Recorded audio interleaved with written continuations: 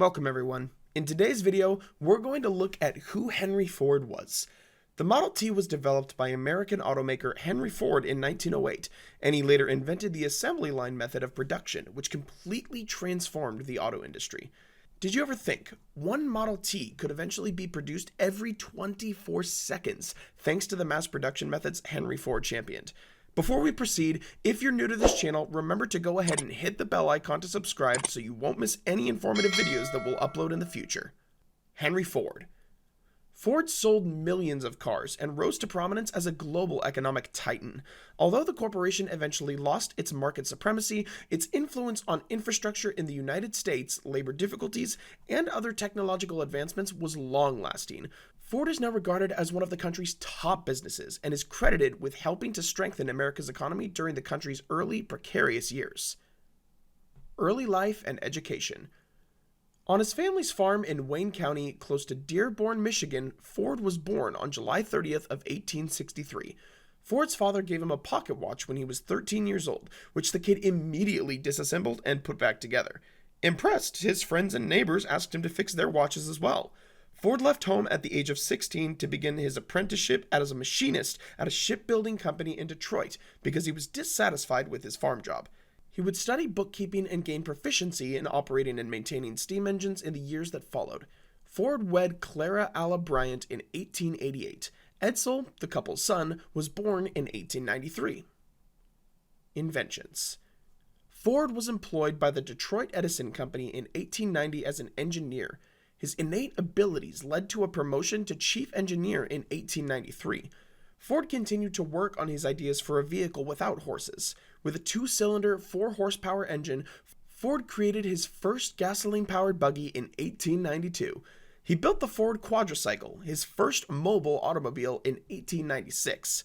During a meeting with Edison officials the same year, he found himself pitching Thomas Edison his car ideas. Ford was urged to create a second, improved model by the Lightning Whiz.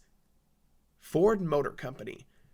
By 1898, Ford had received his first carburetor patent. With funds obtained from investors after the creation of a third model car, Ford quit Edison Illuminating Company in 1899 to focus solely on his automobile manufacturing company.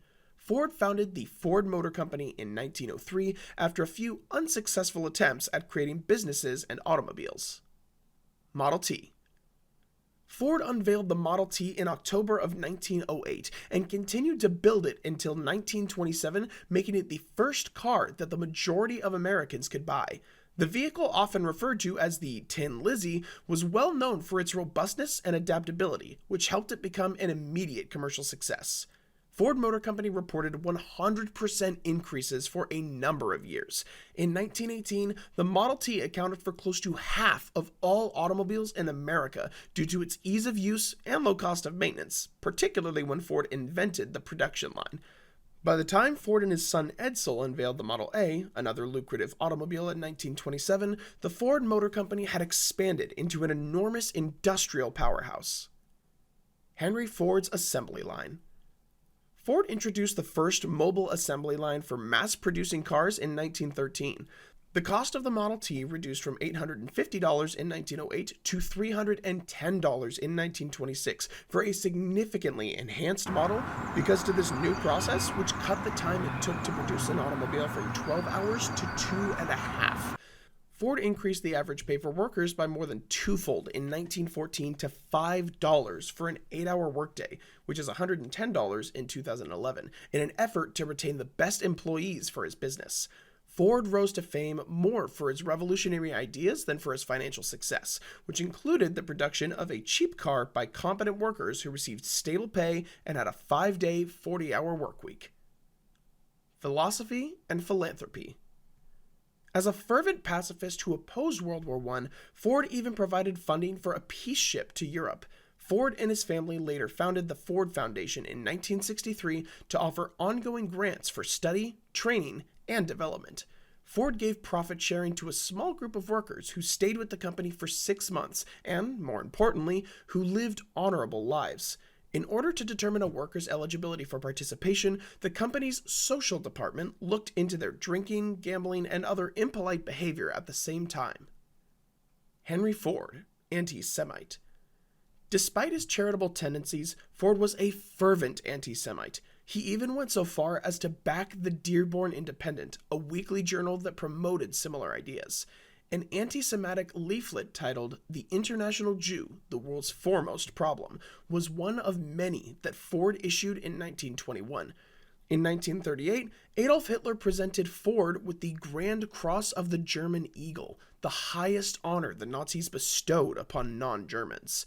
The Ford Motor Company was charged with benefiting from the forced labor of thousands of people at one of their truck manufacturers in Cologne, Germany during World War II in a lawsuit brought in 1998 in Newark, New Jersey. The Ford Company responded by claiming that the Nazis, not the American corporate headquarters, were in charge of the manufacturing. Ford Motor Company revealed in 2001 that it had not benefited financially from its German subsidiary while also pledging to donate $4 million to human rights research on forced labor and slavery. Death. At the age of 83, Ford suffered a brain hemorrhage and passed away on April 7th of 1947, close to his Fair Lane house in Dearborn. Henry Ford Museum. Ford was a passionate Americana collector who had a special interest in the everyday lives of farmers, industrial workers, shopkeepers, and business people, as well as technical advancements. He made the decision to provide a location where their hobbies and lives might be celebrated. The Henry Ford Museum in Dearborn, Michigan, which opened in 1933, exhibits tens of thousands of items that Ford gathered as well as many more recent acquisitions, including presidential limos, clocks and watches, and the Oscar Mayer Wienermobile. That's all for today's video. Feel free to share any helpful information that we may have missed about Henry Ford in the comment section below. Don't forget to like the video and hit the subscribe button so you don't miss any of our new videos from our channel. Thanks for watching, and we'll see you all soon.